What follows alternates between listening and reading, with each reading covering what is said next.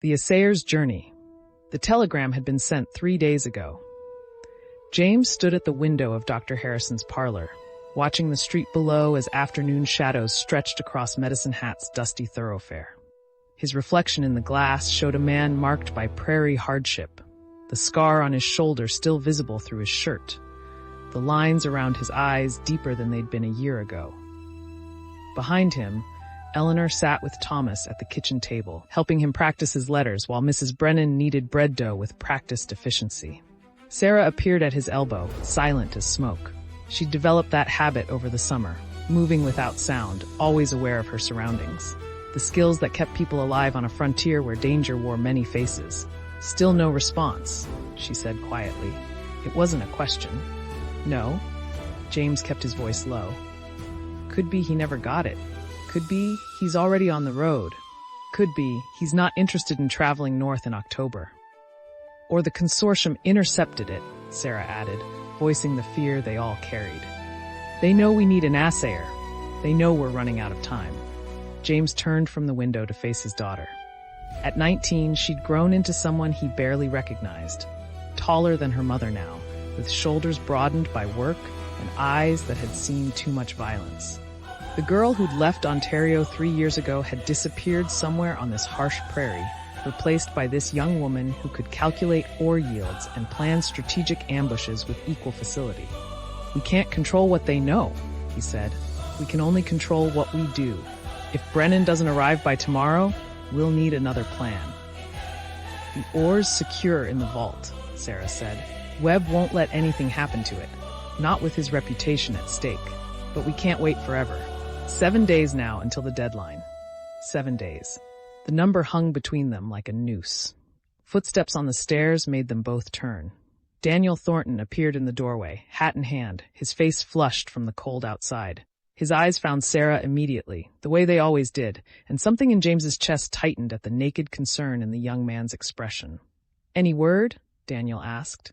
"Nothing," James said. "You?" "I checked with Cooper at the livery. No strangers arrived today matching an assayer's description. But," Daniel hesitated, glancing at Sarah before continuing, "there's something else. The consortium's man, the one who's been watching us, he rode out this morning. South. Following the telegraph line," Sarah said immediately. "To intercept Brennan if he's coming."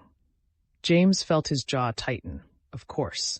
The consortium would have people watching the routes from Fort Benton, ready to warn off or bribe any assayer the Mackenzies might contact.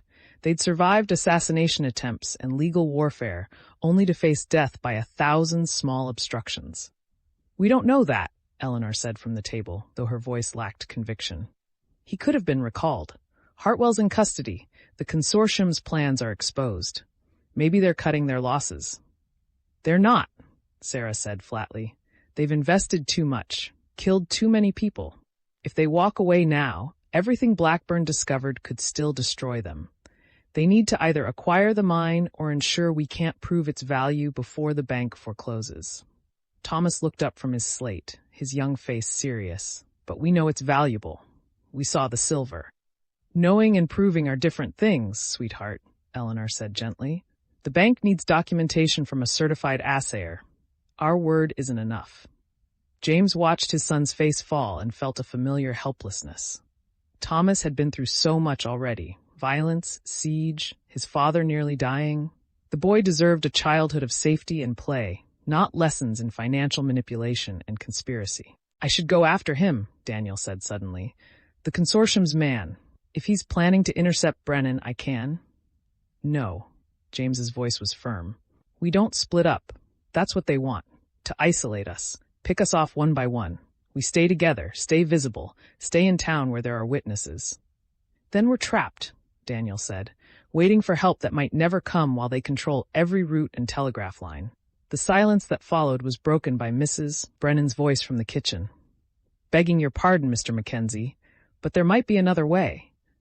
They all turned to look at the housekeeper. She was a sturdy woman in her late 40s, with capable hands and the no-nonsense manner of someone who'd raised 6 children on the frontier. She wiped flour from her fingers and met James's gaze directly. "My cousin's husband works the telegraph office in Lethbridge," she said. If your man from Fort Benton is coming, he'd pass through there. Michael could send word, a coded message, something the consortium wouldn't recognize. Let us know if anyone matching that description came through. James felt hope flicker. How long would that take? Message there and back? If Michael's on duty and responds right away, we could know by tonight, tomorrow morning at latest. Do it, James said. Please, we'll pay for the telegraph. Mrs. Brennan waved that away. Doctor, Harrison's already paid me more than fair for keeping you folks. Consider it a gift. She paused, her expression softening. You're good people. What's being done to you isn't right. We might not be able to stop powerful men in Toronto, but we can help where we can. Eleanor rose and embraced the woman, and James saw tears in his wife's eyes. After months of isolation and threat, kindness felt like water in a desert.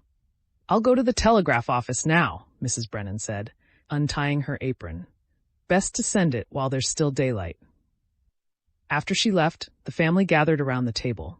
James pulled out the papers Edmund Whitmore had prepared, the mining claim documentation, the banknote, the timeline of payments. 7 days until November 15th. 7 days to produce certified proof of the mine's value, or lose everything. Even if Brennan's coming, Eleanor said quietly, can he arrive in time? Fort Benton is 4 days out. Ride in good weather.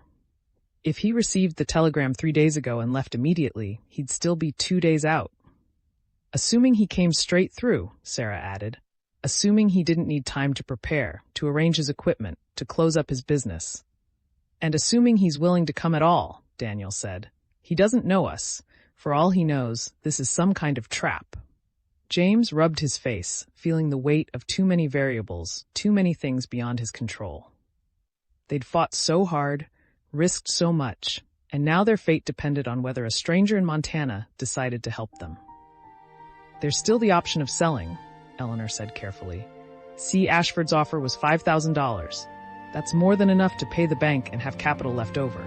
We could start fresh somewhere else, without the consortium hunting us. No. Sarah's voice was steel.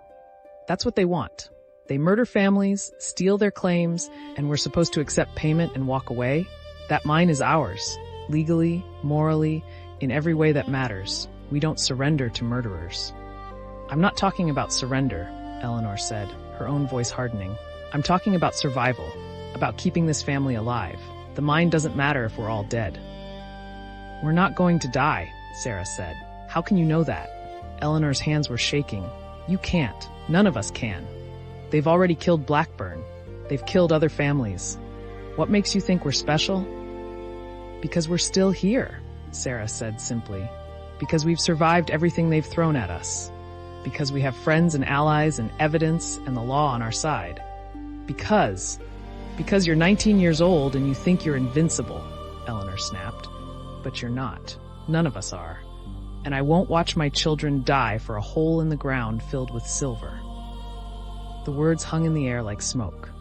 Thomas had gone very still, his slate forgotten. Daniel looked uncomfortable, caught between family tension he had no right to mediate. James felt the old, familiar ache, the knowledge that Eleanor's fear came from love, from having already nearly lost him twice, from the weight of holding this family together through violence and siege. Elle, he said gently. Nobody's dying. We're in town, surrounded by witnesses. The consortium's man rode south, away from us. We have mounted police protection and Dr. Harrison's hospitality. We're as safe as we can be. Are we? Eleanor's eyes were bright with unshed tears. Or are we just waiting for the next attack? The next accident that conveniently happens when no one's looking? Sarah reached across the table and took her mother's hand. Mama, I'm scared too. But selling to them doesn't end the threat. They'll still want to silence us because we know what they've done. Running just makes us easier targets. The only way through this is forward. Prove the mine's value, pay the bank, use the money to fight them legally. Make ourselves too visible, too documented, too expensive to kill. Eleanor looked at her daughter for a long moment, then at James, then at Thomas's worried face. Finally she nodded, wiping her eyes with her free hand. All right, she said. We wait for Mrs. Brennan's news. We hope Brennan is coming, and we pray that 7 days is enough. The afternoon stretched into evening. Dr. Harrison returned from his rounds and joined them for supper, his presence a quiet comfort. He spoke of his patients, a farmer with a broken arm, a child with croup, the usual ailments of frontier life, normal things in a world that felt increasingly abnormal. Mrs. Brennan returned as they finished eating, her face flushed from the cold. "Message sent," she announced. "Michael will reply as soon as he can. Could be tonight, could be morning." "Thank you," James said. "Truly." The evening passed slowly. Thomas fell asleep on the sofa, exhausted by tension he couldn't fully understand. Eleanor sat by the window with her mending, though her hands moved mechanically and her eyes kept drifting to the street below. Sarah and Daniel spoke in low voices by the fire, their heads close together, planning contingencies and backup strategies. James found himself standing at the window again, watching darkness settle over Medicine Hat. Lamplight flickered in windows across the street. Somewhere in the night, the consortium's agents were planning their next move. Somewhere to the south, perhaps, an assayer named Josiah Brennan was riding toward them. Or perhaps not. Perhaps he'd ignored the telegram or been intercepted or simply decided the risk wasn't worth the reward. 7 days. A knock at the door made everyone freeze. Dr. Harrison rose and answered it, revealing Mrs. Brennan holding a telegram in her trembling hand. Her face was pale in the lamplight. "Michael replied," she said. "There's news." James crossed the room in 3 strides, Sarah right behind him. Mrs. Brennan handed him the telegram with shaking fingers. The message was brief, coded in the way she'd arranged with her cousin. "Package departed Lethbridge yesterday noon. Stop delivery. Expected Medicine Hat tomorrow evening. Stop route. Secure stop." James read it twice, then looked up to find every eye in the room fixed on him. "He's coming," James said, his voice rough with emotion. "Brennan's coming. He'll be here tomorrow evening." The relief that flooded the room was palpable. Eleanor closed her eyes and pressed her hand to her mouth. Sarah sagged against Daniel, who wrapped his arm around her shoulders. Thomas stirred on the sofa, mumbling in his sleep. "Tomorrow evening," Dr. Harrison said thoughtfully. "That gives him time to examine the ore, conduct his assessment, and prepare documentation. If his evaluation is favorable, you could have certified proof by the day after tomorrow." 5 days before the deadline, Sarah said. Enough time to arrange a loan or sell some of the silver directly. "Assuming his assessment is favorable," Eleanor said, but her voice held hope now instead of fear. "It will be," James said with certainty. "That ore is rich. Any professional will see it." But even as relief settled over them, James felt unease prickling at the back of his neck. The consortium's man had ridden south this morning, before Mrs. Brennan sent her telegram, before they'd received confirmation that Brennan was coming, which meant either it was coincidence or... "They know," Sarah said quietly, following his thoughts. "Somehow they know he's coming." "How?" Daniel asked. "The telegram was coded. They might have someone in Lethbridge," James said. "Or they're watching all the routes. Or they simply assumed we'd contact an assayer and positioned people to intercept anyone traveling north from Fort Benton." "The message said the route was secure," Mrs. Brennan offered. "Secure from Lethbridge to here," Sarah corrected. "But what about the stretch from Fort Benton to Lethbridge? That's 2 days of travel through open country. Plenty of opportunities for accidents or delays." The hope in the room dimmed slightly. "We're borrowing trouble," Dr. Harrison said firmly. "The man is coming. He's past Lethbridge, which means he's in the final leg of his journey. We'll meet him tomorrow evening, get him settled and show him the ore. Everything else is speculation." "The doctor's right," Eleanor said. "We've done what we can. Now we wait." But waiting, James thought, had never been his strength, and tomorrow evening felt very far away. That night, lying in the darkness of their borrowed room, with Eleanor beside him and Thomas asleep on a pallet near the door, James listened to the sounds of the house settling and thought about all the ways their plan could still fail. Brennan could be delayed. His assessment could be unfavorable. The consortium could bribe him or threaten him. The bank could refuse to accept his documentation. 7 days could become 6, then 5, then 4, and suddenly they'd be standing in front of Cornelius Webb with nothing but excuses and empty hands. Beside him, Eleanor stirred. "You're not sleeping," she whispered. "No." "Thinking about tomorrow?" "Thinking about everything." He turned to face her in the darkness. "Elle, I'm sorry for all of this. For bringing us here, for the mine, or... Stop, she said softly. We've been through this. We made the choice together. We're still together. That's what matters. But if something happens, then we'll face it together, like we've faced everything else. Her hand found his in the darkness. I was frightened today. I'm still frightened. But Sarah's right. Running won't save us. The only way out is through. James squeezed her hand, grateful beyond words for this woman who'd followed him across a country, endured hardship and violence, and still found strength to keep fighting.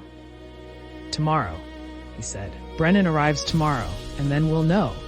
Yes, Eleanor agreed. Tomorrow. But tomorrow, James thought, as sleep finally claimed him, was when everything would change. For better or worse, Josiah Brennan's arrival would set events in motion that couldn't be stopped. The consortium would know their window was closing. The bank would be watching. And somewhere in the darkness between Medicine Hat and Fort Benton, men with money and murder in their hearts were making their own plans. 7 days until the deadline. And tomorrow, everything would begin to move very fast indeed. Thanks for watching our stories. Don't forget to like and subscribe for more epic adventures. Thanks for watching our stories. Don't forget to like and subscribe for more epic adventures.